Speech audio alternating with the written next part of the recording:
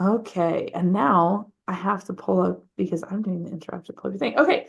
Uh Chelsey Markle proudly serves as the executive director of the ARC of Southeast Iowa, a nonprofit dedicated to supporting individuals with intellectual, developmental, and related disabilities across Johnson and seven other southeastern Iowa counties. Her journey with the ARC began as a direct support professional while pursuing studies in communication and Spanish at the University of Iowa. What started as an opportunity to earn income evolved into a passion for making a difference. Over the years, Chelsey has transitioned from direct support to service coordination, eventually stepping into roles overseeing programs and management. In 2019, she was honored to be appointed as the executive director, a role where she continues to contribute to the organization's mission and impact. The services provided by the ARC not only shaped her career, but also allowed her to build a fulfilling professional journey. Currently, she resides in Iowa City with her husband, two sons, and our I know these, I've seen these sons, and our little Labrador. Thank you, Chelsey, for being with us today. I'll let you take it away now. Thank you. Yeah, thank you so much. Thanks for the intro, Maddie. I will get us started here. So I'd like to thank you so much for having me, give everybody an introduction to the ARC of Southeast Iowa, tell you a little bit more about what we do here in the community, and with it, March being Developmental Disabilities Awareness Month, share a little bit more information about developmental disabilities in general. So let's go ahead and get started. So, whoops, I went way too far in my slide. There we go. So the ARC as an organization is the largest national community-based organization advocating for and with people with intellectual and developmental disabilities, also abbreviated as IDD, serving them and their families. So this was really kind of a grassroots movement among families that started back in the 50s. And in 1950, little was known about intellectual disability, then referred to as mental retardation, and developmental disability or its causes. There were virtually no programs and activities to assist in the development and care of people with IDD or to support families. Institutionalization was really the standard of care. And it was common for doctors to tell parents that the best place for their child was to just place them into an institution. But advocates wanted more. Like all parents, these parents wanted their loved ones to lead fulfilling lives in the community, not be shuttered away in dark institutions. Emboldened by a collective desire to raise their children in the home and a refusal to accept that institutionalization was the only option, the ARC was born. A nationwide group of parents came together in Minneapolis, Minnesota in 1950, and then so began the charter of state and local organizations taking up those grassroots efforts to establish civil rights and opportunities for people with IDD. The ARC has been instrumental in funding research, advocating for key legislation, including Americans with Disabilities Act, and establishing a community-based support service network. So I feel that it's important to share some of our local ties. Our local community joined in the growing national movement. The ARC of Southeast Iowa was founded in 1957 as ARC of Johnson County. It's the oldest disability services organization in Johnson County. Our local chapter came together in living rooms of local families and legends like Bob and Dottie Ray and Sam and Ruth Becker. The ARC at local, state, and national levels has been instrumental in advocating for home and community-based services. Our chapter and its early members helped to bring special education services into the school district. The ARC of Southeast Iowa founded Systems Unlimited, which is now one of the corridor's largest providers of community-based residential services, and also helped to recruit Goodwill of the Heartland to bring employment opportunities into the area. And I can't speak about employment opportunities without talking about another local legend, self-advocate Bill Sachter. Bill was brought to Iowa City and lived out the remainder of his adult life here after being released from institutional care at the age of 51. He was there from age 7, so he spent most of his life in an institution. But Bill demonstrated the value of community involvement and employment. His support network helped him tap into opportunities and amplified his voice, sharing his story at even the national level. And early pioneers like Bill and the University of Iowa School of Social Work have helped progress the opportunities for skill development and meaningful paid work for people with IDD. The ARC of Southeast Iowa, we provide employment services now to this day to persons with IDD and other disabilities. But really our start into services was in developing respite to give caregivers a break. So again, we came from those parent advocates, and they really recognized this need for support to give breaks from 24-hour caregiving. So services like respite were able to be more readily available once the Medicaid waiver programs were developed, which brings up another important tie to Eastern Iowa. It was in nearby Cedar Rapids that mother, disability rights advocate, and former ARC member Julie Beckett and her daughter resided. They were instrumental in the development of Medicaid waivers and the home and community-based service model. So as an infant, Katie contracted viral encephalitis, and the brain inflammation from put her into a coma and left her partially paralyzed in a way that affected her ability to breathe. So her difficulty with breathing required her to be on a ventilator most hours of the day. And at that time, if a child with significant medical needs received treatment at home, the child's income would be deemed to include the parent's entire financial resources for the purposes of determining Medicaid eligibility. So with that in mind, parents just wouldn't qualify, they could not take their child home from the hospital. And Julie, I had the pleasure of being able to meet her in prior to her passing.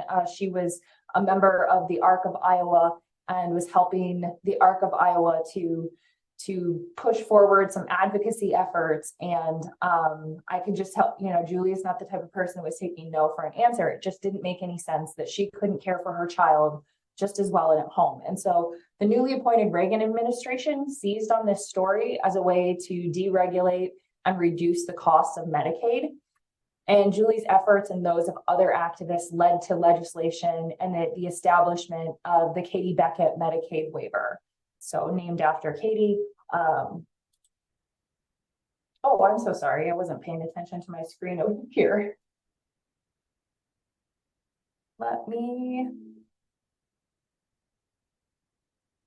No slides.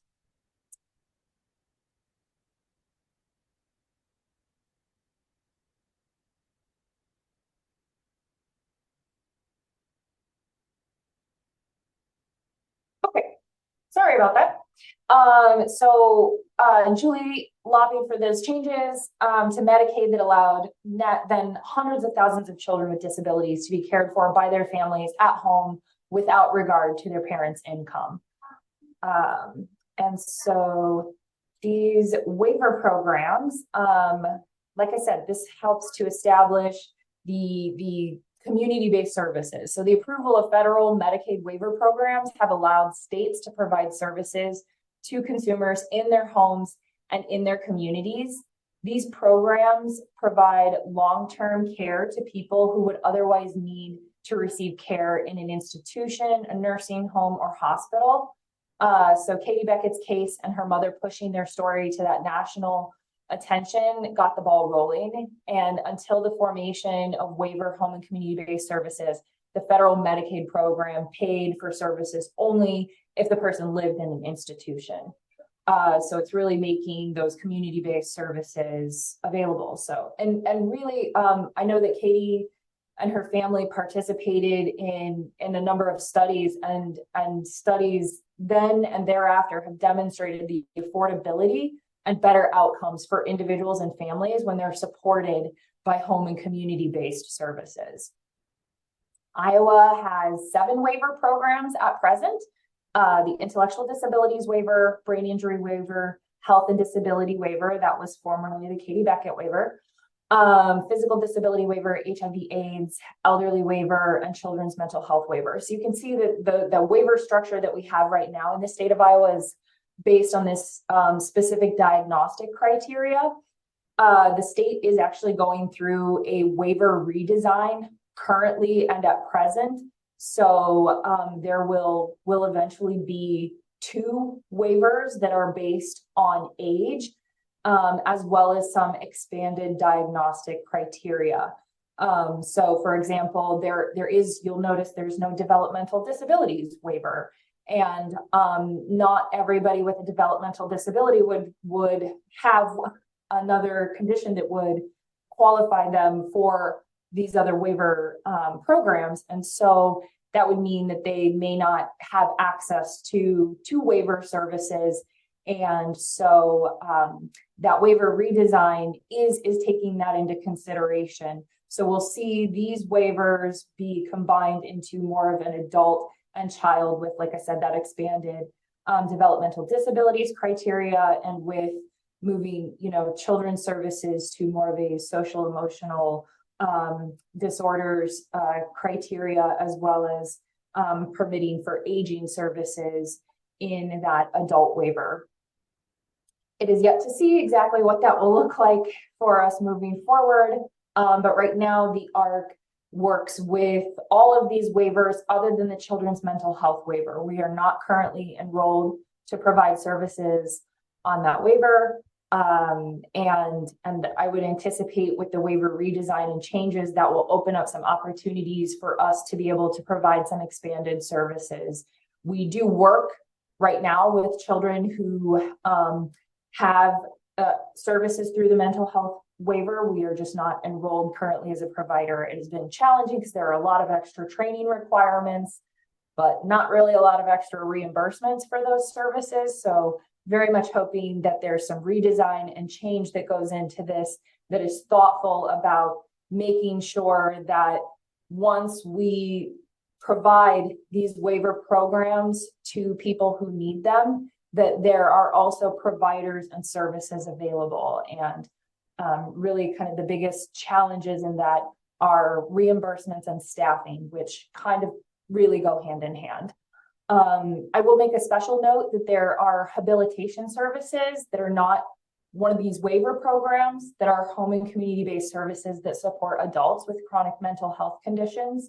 And while we don't provide all services through that particular program, we do support individuals through habilitation services in our adult day program and our supported employment services. So we have been changing with the times, where we're talking about that change at that state level with the waiver redesign and redesigning our behavioral health systems as well this year. But for the ARC, as we have changed, I do want to put out there that we have gone through name changes. That is sometimes, we still occasionally get the question of, what does the ARC stand for? Because people recall that was at one time an acronym. And so when the ARC was founded, it was founded as the National Association for Retarded Children. That changed to Citizens as those children grew and became older, and we needed to move into supporting adult services. Then moving into that national chapter name change, and then the present name, the ARC of the United States, or in our case, the ARC of Southeast Iowa. So we moved from representing Johnson County as well throughout the 50s and up through the early 2000s, and made that name change to reflect the broader territory that we were serving at that time. I will say we are more focused and concentrated in our services in the Johnson County area. And that while we do still touch and provide some services over that 7 other counties in southeastern Iowa, largely most of our clients that are served are in Johnson County or one of the counties touching Johnson County, because over time we have moved into more site-based services. And that is something that was done by design, because I mentioned, needing caregivers to be able to provide the services. And with there being a shortage of caregivers, group and site-based services were a way for us to do recruitment and be able to provide more services with the limited resources that we do have. So that's sort of how we have changed over time. Just to note that words matter, and it was really over time as the words retardation and retarded, once medical terms, but once they became derogatory and demeaning in their use, the organization evolved its terminology to reflect the desires of people with disabilities and changed its name to the ARC. And while the term still appears occasionally, it's largely been replaced by the usage of intellectual disability and developmental disability. And that's something that the ARC actively works to make sure those terms are adopted more broadly and strongly, believing that the only R word that should be used when referring to people with intellectual and developmental disabilities is respect. Our chapter, for one, was one that stood very firmly and advocated strongly for the that language to be updated in Iowa code and in the state's constitution up until I think it was 2008. The words idiot and moron were still being utilized in the state language. So that was something that our chapter really pushed to advocate and change, as well as, our national chapter pushing through. So kind of a timeline of some changes and evolution in our local organization over time. As mentioned, founded in 1957. In the 60s and 70s, ARC Advocacy really expanded opportunities for people with disabilities. Like I said, trying to recruit those other services into the area, found systems that would set up services in a more long-term way, so that people could remain living in the community. And then, bringing along those Medicaid waivers, that's really when our chapter got more involved in service provision and not just advocacy. So we became a Medicaid waiver provider and changed our name from ARC to the ARC, kind of that bridge over barriers here. And then we, in the 2000s, is when we started providing camps and group services to youth. I think because of those family ties, the ARC is sometimes really sometimes best known for our youth services, which is fantastic, but we have expanded and we have adult services too.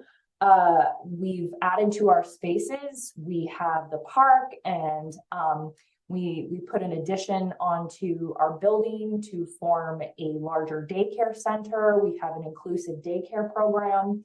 I'll talk a little bit more about all of our services, but we really added to our space to accommodate those growth of programs. And as I mentioned, again, that's partially by design to be able to provide more group services and programs and site-based to just deal with some of those, kind of work around strategically some of those staffing challenges. So again, something that has changed and evolved over time is our mission.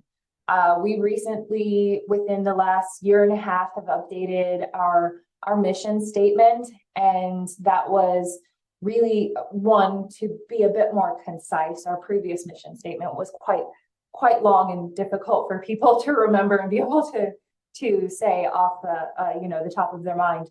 But this mission statement that the ARC fosters communities of respect and inclusion for people of all abilities through advocacy, support, and service, really honors that history and those roots of where we've come from through that advocacy, and how we want to carry that forward through being supportive and of service to our community, but creating those communities and spaces for the people that we serve. And the makeup and what that looks like has changed and evolved over time. And you know, very kind of pointedly, people of all abilities. The intent of our daycare program, which is kind of a unique program, is to be intentionally inclusive of children with disabilities, but to also ensure that there are opportunities for you know, same age peers, and to meet community needs for childcare in general, and to be setting up, you know, a very early inclusive environment where it's integrated with and among peers that can learn and be with and around one another. Okay, so sorry, just a fun picture. I'll talk a little bit more about our services more specifically. So the ARC of Southeast Iowa services and programs include respite. I mentioned that's the break for caregivers. We provide that one-on-one for individual respite services to individuals in their homes and other locations.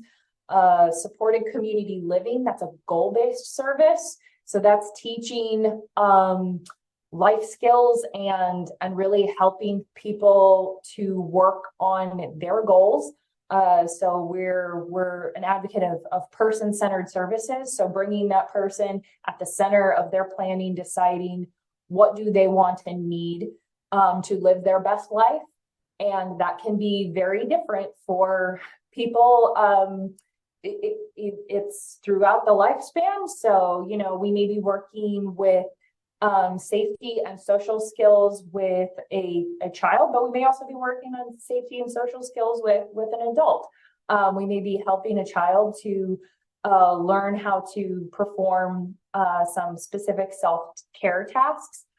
We may also be doing that with our adult clients, but we may also have adult clients that set goals, that want to learn how to do regular adulting things, you know, budgeting, preparing a healthy meal, traveling, making a travel plan. What do I need? I want to go on a trip. What do I need to do that? How do I plan for that?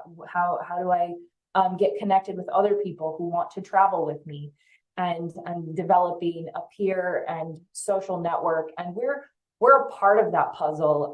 You know, that another piece of that in that supported community living service is trying to look for and build natural supports, so that paid supports are not the only interaction in the lives of the people that we work with. And our niche in that supported community living service is, well, for all of our services, is that we have provided just hourly based services. We don't have we don't have residential services where we provide group housing or have provided like workshops or sheltered workshops for work opportunities, where we're always trying to meet individuals in their, you know, kind of individual settings at what their needs are for helping them along in those processes. And so same thing for supported employment. That's a goal-based service, but, you know, helping people look for and maintain competitive community-based employment. And again, that's kind of always been our niche, is looking to partner with community employers, learn about what their needs are, and help kind of match them with maybe this you know, untapped workforce. Individuals with intellectual and developmental disabilities are capable, they're interested in working, and it contributes so much to other social determinants of health, improving one's daily life, having that sort of purpose and that financial freedom that can come along with earning a paycheck is fantastic. So then we also have those group programs. Like I said, that's where we've kind of focused our energies as an organization in terms of our growth. We've developed an inclusive daycare program. I shared a little bit about that and the intent behind that inclusive daycare program. We also have an after-school program that is specifically for school-age students with disabilities. We actually took that program over from another Johnson County provider that was moving and transitioning into just adult-based services and looking most specifically at moving from hourly services to residential-based and day program-based services. But they had been providing this kind of unique program that they wanted those individuals to continue to be supported, knew about our work working with youth through our summer camp programming, and kind of teamed with us for us to be able to take over that program. And why the after school program was unique is that there are no after school programs for junior high school age students. You have aged out of all available after school care programs at that point. So that's really where we took over. But over time, we have seen where we are getting referrals from more elementary age students that it is a challenge for them to be served in their home-based school programs. The staffing just does not support that. So our after-school program, our group respite program, our summer camp program, we staff at high ratios of care so that we are supporting, one staff person will support 2 to 3 individuals in our care in those programs. So that's vastly different than the standard of 15 to 1 in by other programming DHS ratios. So that group respite, as I mentioned, it's tied to that respite. It's a break for caregivers, but it's also a set time in a structured environment, or maybe not so structured sometimes. It's also just, it's meant to be fun.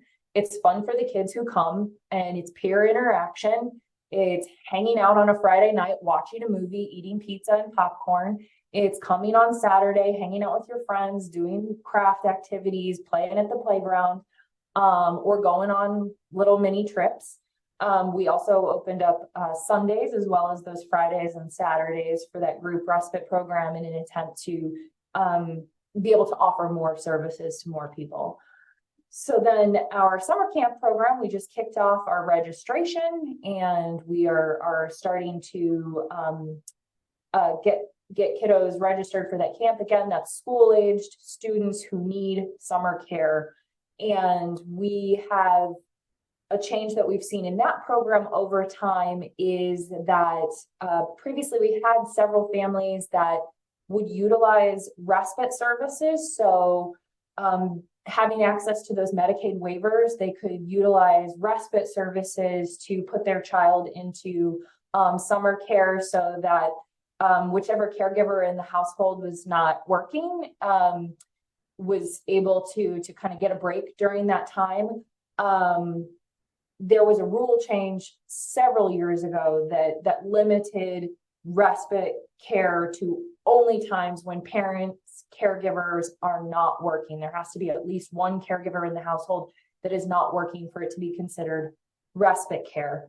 And I think that what we have seen is a gradual shift, and maybe even more so here within very recent history, to where we used to serve most of the kiddos that come to the kids and teens who come to our summer camp programs through those waiver services, and the smaller portion, like 20%, would be private pay services.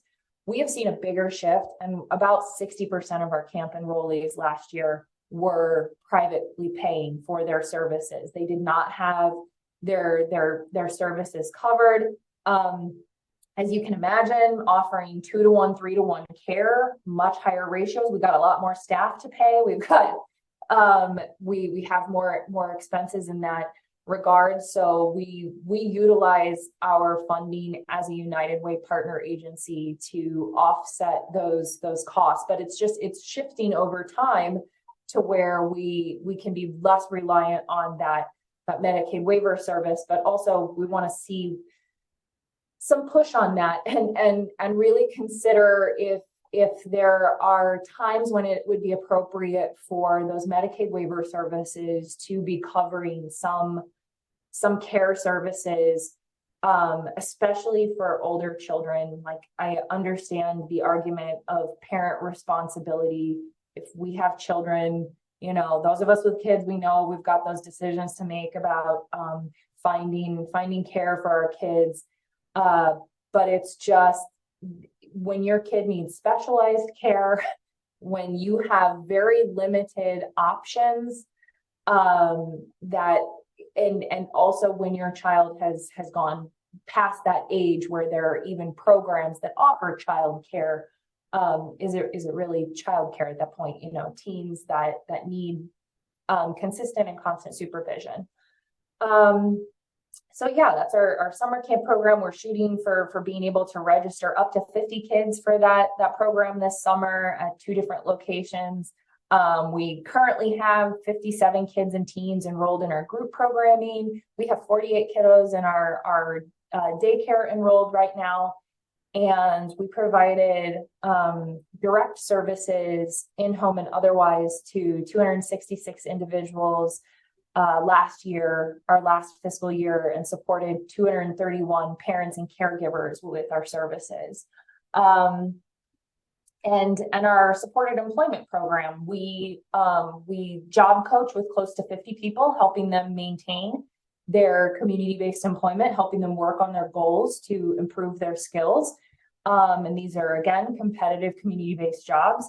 And our employment specialists have helped 9 people find new employment in the past 6 months. So they're raring and ready to go, and looking for more opportunities to help people find the type of work that they would like. And just sharing kind of a nice antidote that if you're on the ARC's Facebook page, we occasionally post and do a spotlight of a client that has, you know, maybe gotten a new job, and there was a woman on there that we posted about a few weeks ago, and talked mostly just, you know, focusing about her abilities on the job, but you know, kind of off the job.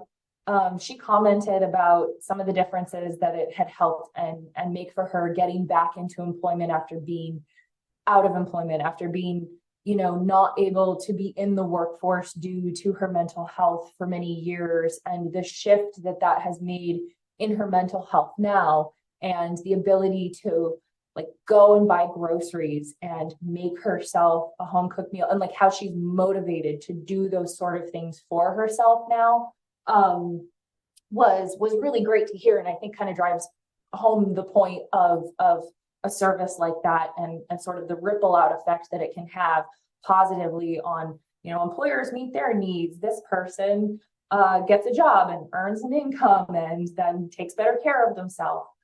And then, sorry, I didn't mean to skip over our day habilitation program. That's a newer program and service for us that kind of came out of, we were not a provider of day hab services until just after the pandemic. We were trying to support individuals through our one-on-one services, but more and more they wanted help with being able to get out. People were cooped up during the pandemic. They wanted to get out of their house. There were limited options, so we started like allowing people with their one-on-one staff to come to our space, and we'd set up kind of some activities so they could be out of the house and socialize with other people in an environment where they, you know, felt safe, kind of easing out of COVID restrictions. And that really kind of turned us on to the idea of, well, you know, maybe this is a need right now. Other programs are not open, or they're not opening back up with as many slots as they did previously. Also, we've got this model with our group programming where we let people sign up for the activities that they want to attend. Same thing with our summer camp. Our summer camp has themes, and people can sign up for the weeks that they need and would like to attend. So we really kind of followed that same model with our day hab program, and we went from providing services 2 days a week to 3 days a week to 5 days a week. We're 5 afternoons a week, and now we've added 2 morning sessions. Our afternoons are full, and so the morning sessions are trying to open up spots for more people to come in. They stay busy. They do lots of things in the community. I can talk a little bit more about them when I show you some pictures here in a moment.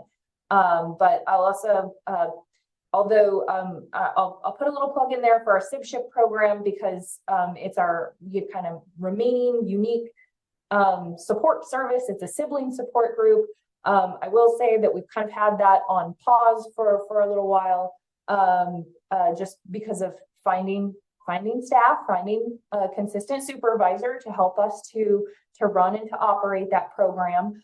But it is a program of the ARC of the US, and so something that our chapter would like to see back up and going again. We previously in the past have run parent support groups as well. I think advent of social media really taking off more so, that's created some spaces for parent networking and support. But for kids, this group was a nice way of having a special activity that was specifically for those kids ages 6 to 12 who have a brother or sister with a disability, that can be a unique experience.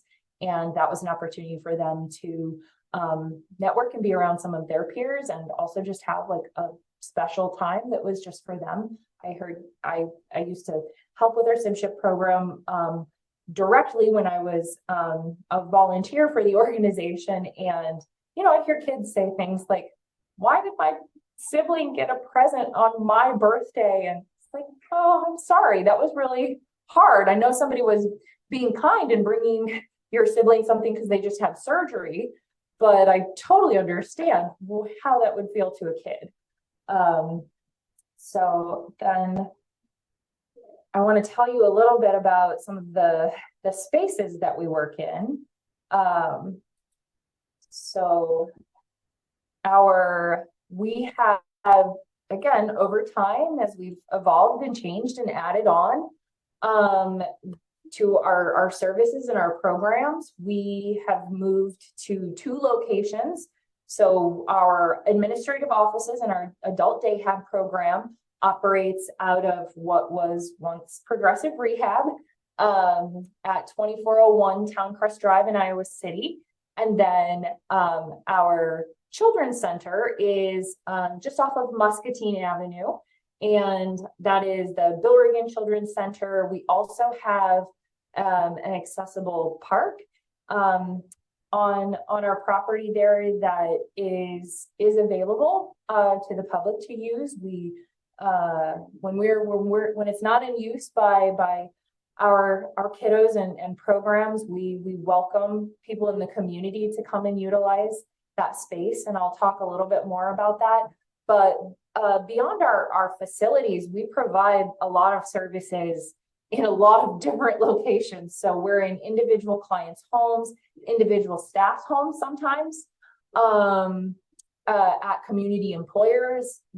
Our summer camp, our teen camp will be at Grace Community Church in North Liberty, and just many other community locations where we meet up and help take our clients and make sure that they have opportunities to be involved and part of and in their communities. So this is the park. This is what I'm talking about, our playground park area that's on the back lot of our Children's Center. This play structure was built in 2015. The ARC installed the area's first accessible playground equipment. Happy to be the first, but even happier that we were not the last. And you see more items of this type of equipment with different accessibility features and sensory features more commonly around the community. So this project really did call to attention the need for more accessibility and sensory play features in our local playscapes. And one other thing I'll say about our park playground too, and put a plug in there if there are others here that have children, grandchildren, if you're a caregiver of any sort and you have need of such a park space. Another thing that's a little bit unique about our play area is that we have it fenced in, quite necessarily, especially since we have daycare children that play in that area. But even before we had daycare children playing in that area, because this park was built before we started our daycare program, and was intended to be used for the other children and youth that we were serving. and is, but it's fenced in.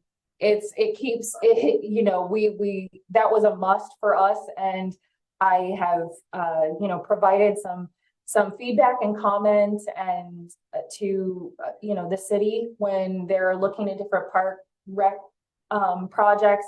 And I remember their director at one point seeing me in the room during a presentation. She's like, yes, and we get asked about putting fencing around our play structures because thank you, the ARC.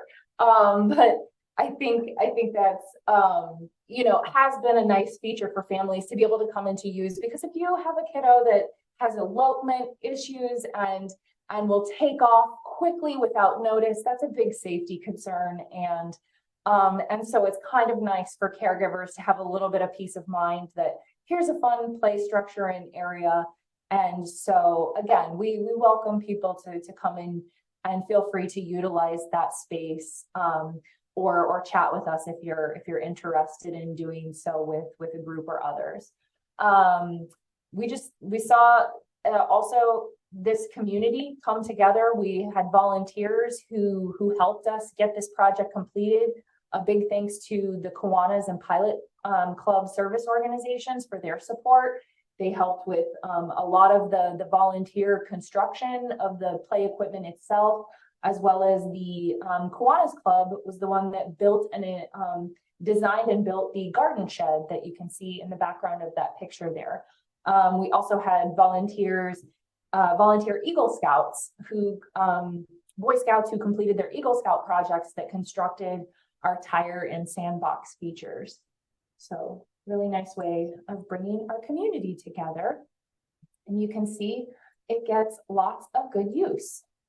So as I mentioned, the park there is in that back lot of the Bill Reagan Children's Center. Our Children's Center is named in honor and memory of former director Bill Reagan. He was the executive director at the ARC when I started here. He hired and recruited me on and was a wonderful mentor. He was a big, both literally and figuratively, champion for our clients and families. I think you could look him up. I think he still holds a bench press record, world record for over the age of 50. He was a very big, strong man. And he used the strength of his voice to really champion causes for our clients and families and help the ARC on a path of growth.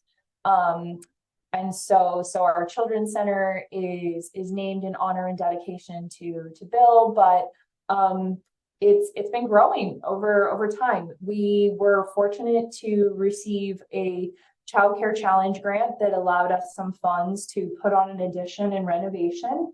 And that was with the intent of being able to expand our daycare.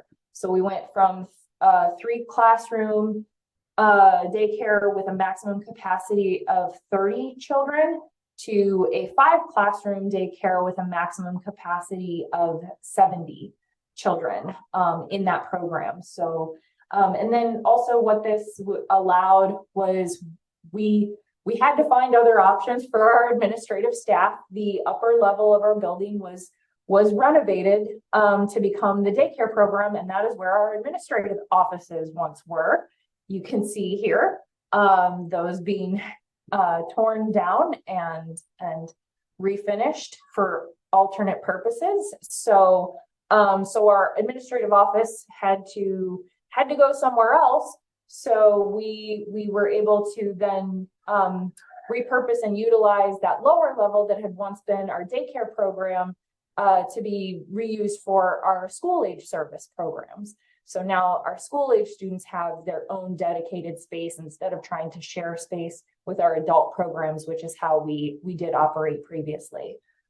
So you can see the construction going on here, and now, ta-da, it looks so much prettier and like a warm, welcoming, inviting child care center that it is today.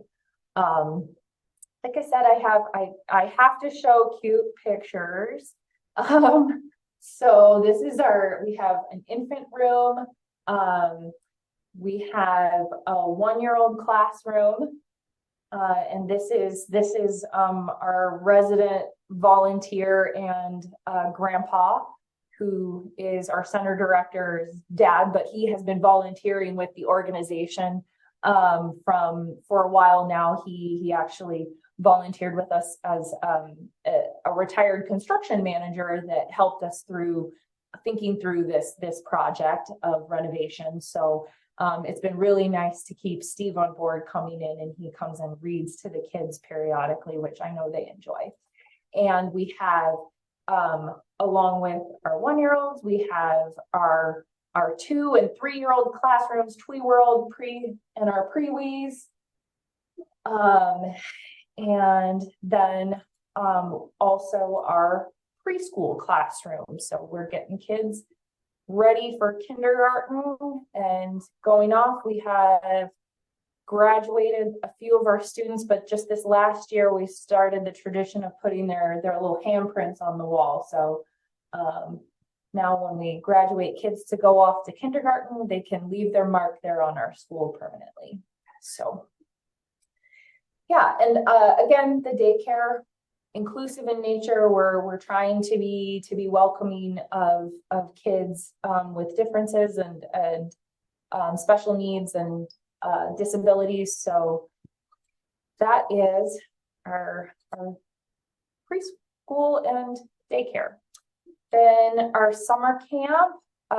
Let's see. I shared that we are at Grace Community Church, but we will have our teens at Grace Community, and we will have our grade school students that come into our children's center in that lower level.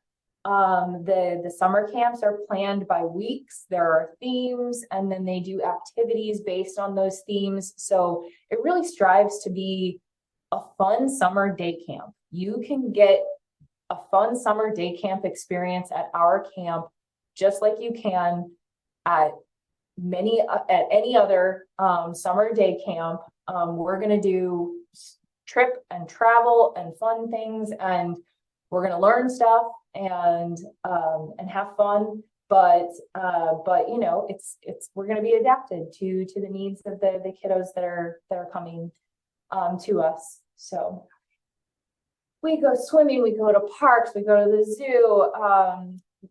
Here's kind of a cool thing I wanted to share, that they started an ARC Eats Week.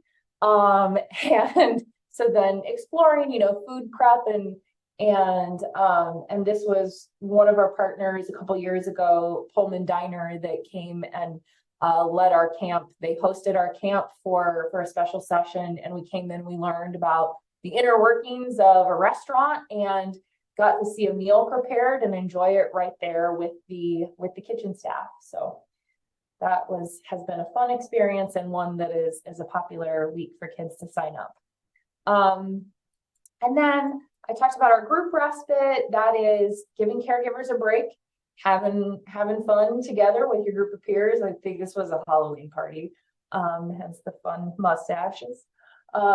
So yeah, we do activities on site, but we also get out and about and do some trip and travel and fun things out and around the community. Because again, it's that inclusion piece, right? We want the kids that we're working with to have those opportunities to get out and about and be a part of their community.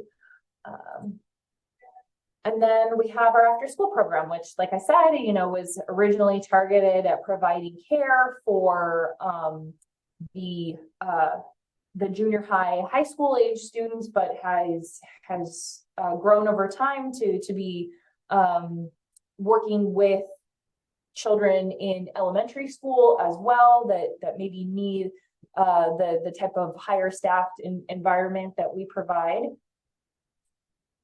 And then we have our day hab. I like to share about day hab.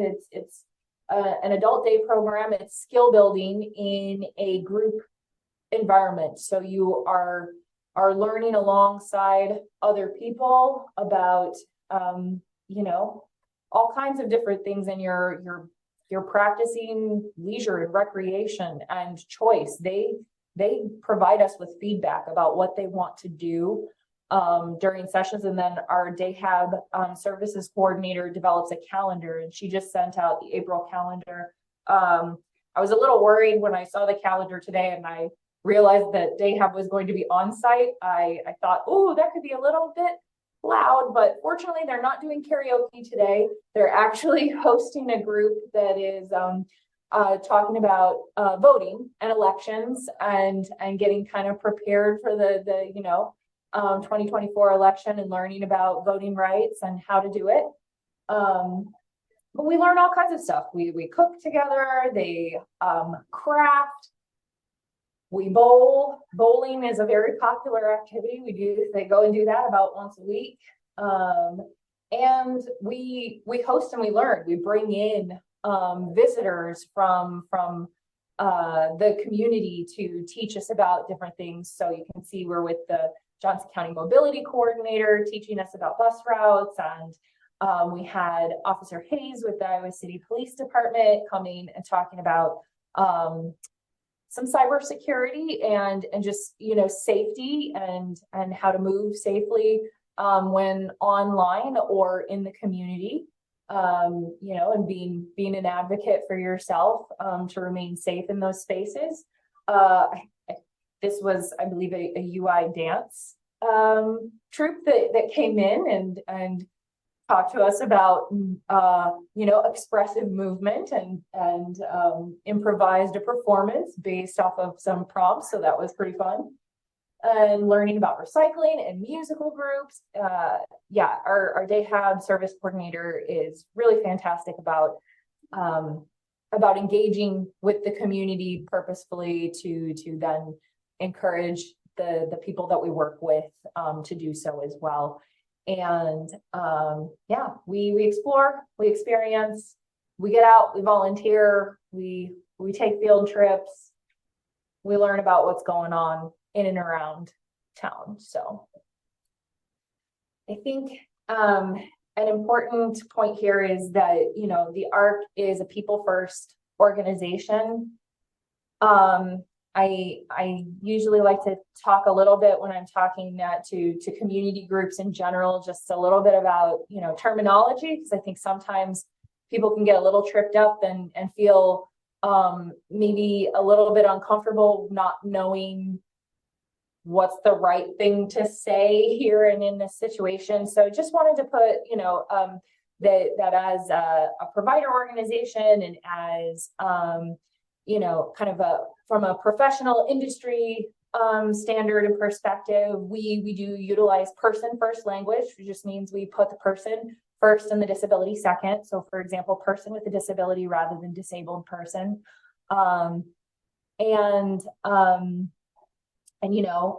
Saying a boy with autism rather than autistic boy is usually best. However, some people prefer identity first language, and different individuals in some communities have their own preferences, and it's okay to ask preference if and when someone has self-disclosed their disability and is comfortable with talking about that, then it's okay to ask what their preference would be, because really they're going to be the best source for that. Otherwise, sort of, again, that default would be utilizing the person first language, recognizing that, the person comes first. And then avoiding outdated terms like handicapped or crippled, or, some do not like the kind of jargony or euphemistic terms like physically challenged or visually impaired. Also, I wanted to bring up neurodivergence, because this has been, a more commonly used term that's being thrown around. And even as recently at one of our own board meetings, there was someone that utilized the term neurodivergence, and we had another member that stopped and said, "Hey, I'm sorry, what does that mean?" Just to explain, neurodivergent is a non-medical kind of umbrella term used to describe people with variations in their mental functions. The concept of neurodivergence challenges the conventional ideas about what is considered normal and abnormal. Advocates really assert that their neurodiversity provides an opportunity for society to learn about individuals whose brains operate differently than what is considered typical. And it challenges us to look outside the box on how we present information and embrace diversity and differences rather than categorize it as problematic. It's just that idea that people experience and interact with the world around them in many different ways. There's no right way of thinking. Learning, behaving, and differences are just not, it's not viewed as deficits, it's different. So then wanted to bring you all up to speed that March is Developmental Disability Awareness Month. I think I mentioned that at the outset, but just talking a little bit about developmental disabilities, their group of conditions. It's a term that encompasses a lot because it's a group of conditions due to an impairment in physical, learning, language, or behavior ideas. These limitations manifest during infancy or childhood as delays in reaching developmental milestones or as a lack of function in one or multiple areas, including cognition, motor performance, vision, hearing, speech, behavior. Something important to note is that developmental disabilities and disabilities in general occur among all races, ethnicities, sexes, gender identities, socioeconomic backgrounds across all demographics, ages, and people with disabilities are the largest minority population. You can see about 1 in 6 or 17% of children ages 3 to 17 in the United States are identified as having one or more developmental disabilities.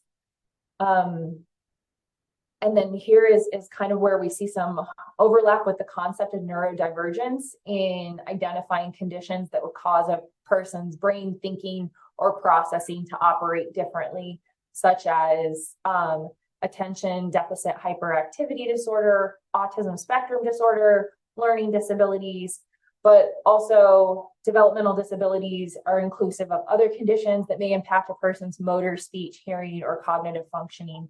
Other examples might include cerebral palsy, hearing loss, intellectual disability, or visual impairment.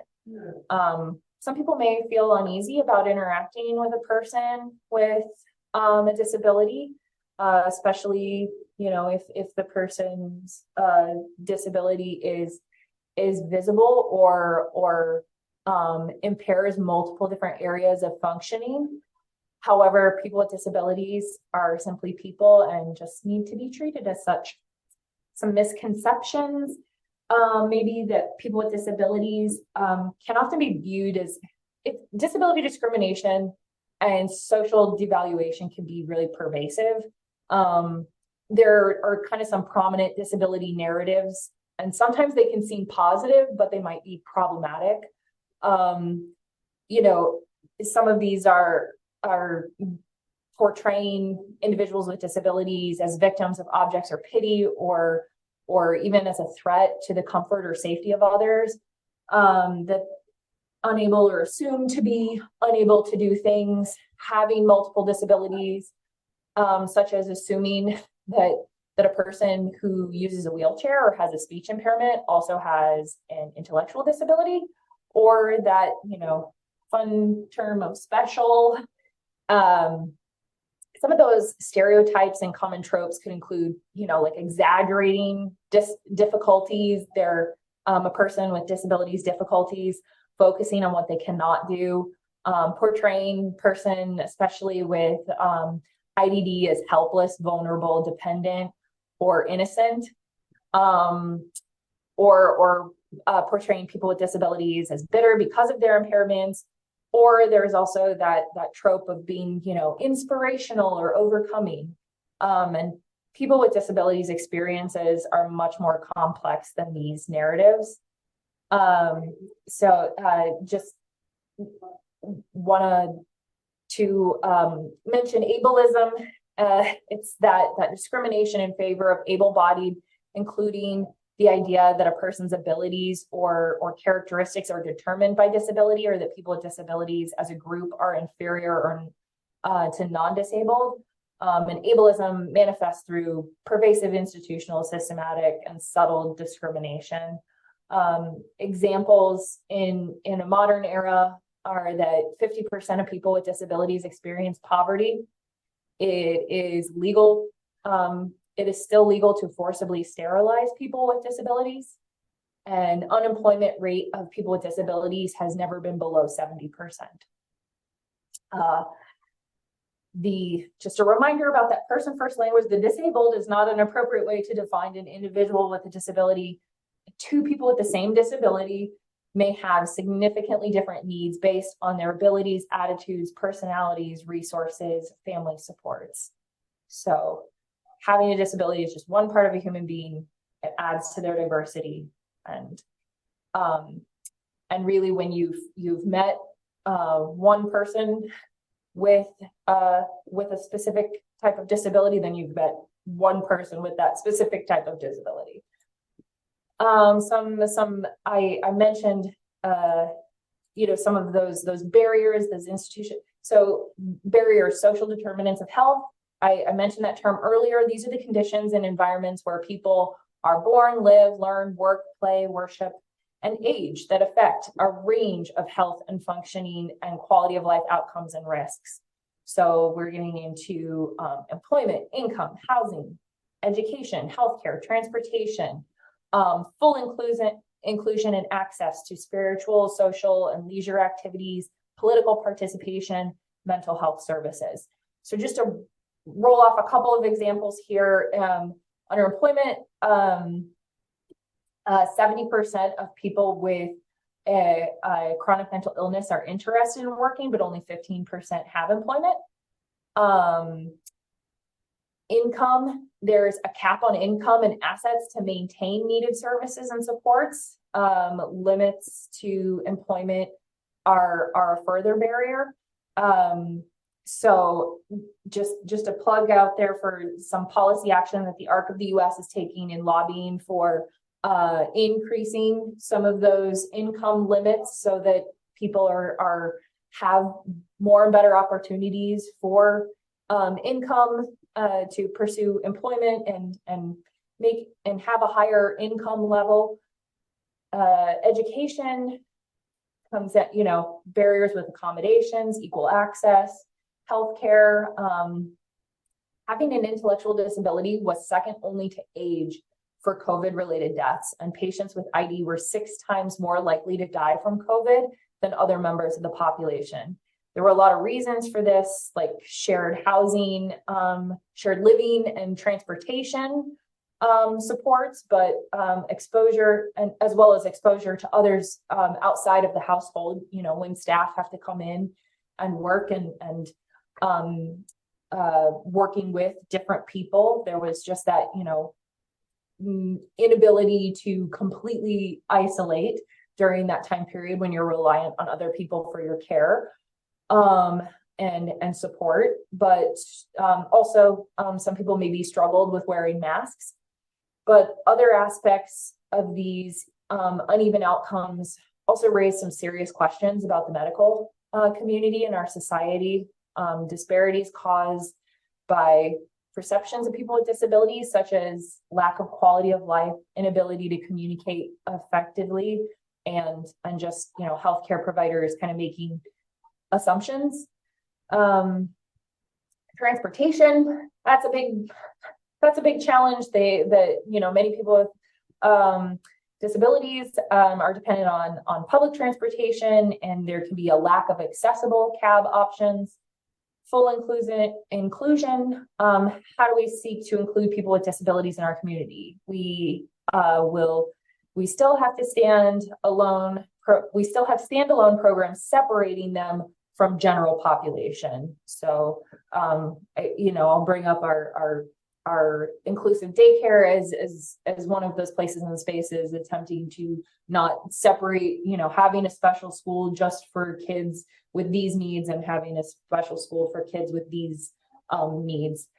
But then physical accessibility, I think that kind of is self-explanatory. And politics, 1 of 6 eligible voter, people with disabilities represent 1 of 6 eligible voters, and is that largest minority population that I mentioned. But there can be issues with voting, such as physical access, auxiliary communication, and a misconception that somebody with an intellectual disability, including someone who has some assistance with decision making, like a substitute decision maker, like a guardian, cannot vote.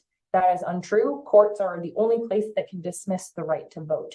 But people with disabilities may need help to understand that process. So hence our day have, getting a little extra support with that today. And just mental health services again. Maybe the silver lining in the pandemic was telehealth, but access can be a challenge, and also lack of providers as well, and those that are experienced with dealing with kind of co-occurring mental health and intellectual developmental disabilities. So I know I'm getting tight on time. I did look at the clock, Patty. So I'll try to wrap up in the next 3 minutes here to leave some time for questions. But I do want to talk about, what are some things that we can do to become an ally. Focus on person, not the person's disability. Keeping in mind those aspects I talked, different experiences for each individual. Avoid asking personal questions about somebody's disability. Let them mention their disability first, and otherwise just focus on the relevant topic of conversation. We're all different. We need to be recognized for what we can do. Be observant, learn, seek to understand, don't make assumptions. Interact directly with the individual with the disability, not the caregiver. I have a coworker that utilizes a wheelchair, and if she is out with, she has been out with coworker or sibling, and there will be people that try to talk to one of us, and it's like, you may ask her now. And you don't need to ignore the caregiver in situations where there is a caregiver present, but focus your interaction with the individual as well. How can we help and where? That's sometimes a question that I've gotten. And so just thinking about, providing assistance, just maybe ask before you help. The person may prefer to complete the task on their own. Be patient, give the individual adequate time to complete a task on their own before jumping in. Don't be offended if someone declines your offer for assistance, but don't ignore them either. That is equally awkward. And then in as far as approaching and supporting the caregiver, if the individual with the disability is in distress and they have a caregiver that appears to be struggling, you can offer support simply by asking what can I do to help, or you can offer encouragement and just let them know that you're nearby if needed. It really does make a difference. I've been in that particular scenario myself, and it is very helpful to it. It is super awkward when I know there are people nearby that can see what the struggle that is going on, and they openly gawk, or they awkwardly pretend that they're not involved in what is happening around us. But it's such a different response when somebody has just said, "Hey, I see you, I hear you, I'm over here if you need me." Okay, great, thank you. But also keeping in mind personal space. Don't lean on a mobility aid. It's easy to forget about things like that, but really somebody's mobility aid, their wheelchair, their walker, their cane, whatever they are utilizing is a part of them and their body. And it would be equally awkward for you to just lean on somebody else's body that you didn't have a close personal relationship with. So don't do that to their mobility aid. And just also considering position and body language. Especially, I find that very important in interacting with people in general, but when I have worked with individuals who do not communicate verbally, especially the position of my body and my body language is how they are very much reading the world and how they are communicating with me and I am communicating with them. So being mindful of that. I just remember the person with a disability is your first and best resource. So really ask them. I would also put a plug in there for if you want to be involved, keep learning. Listen to people with disabilities, check your own attitudes, use your voice and your position of privilege. Look on campus. The University of Iowa has programs and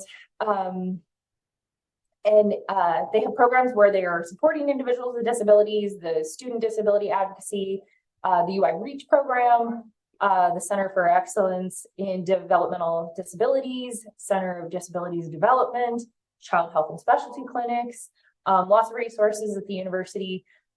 There's also, you can support services, you can volunteer, you can apply to work with a disability service organization. The ARC is always looking for members and new recruits.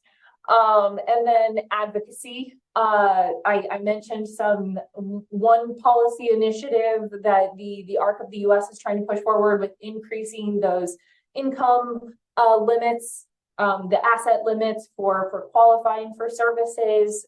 If that's something that you are able and willing to lend your voice to as well to influence that, it can have an impact on the people here in our community. And yeah, just upholding the Americans with Disabilities Act. Check out our local ADA celebration. I do not have the details on that yet, or I would share it with you. And act or speak out if you see something that needs your voice behind it. So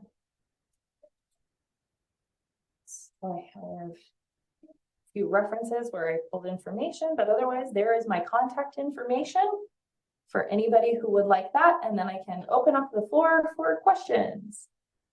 Sweet. That was good timing. It ended up timing out good. All right. I'm going to go ahead and stop the recording. Thank you so much, Chelsey. I'm going to stop the recording.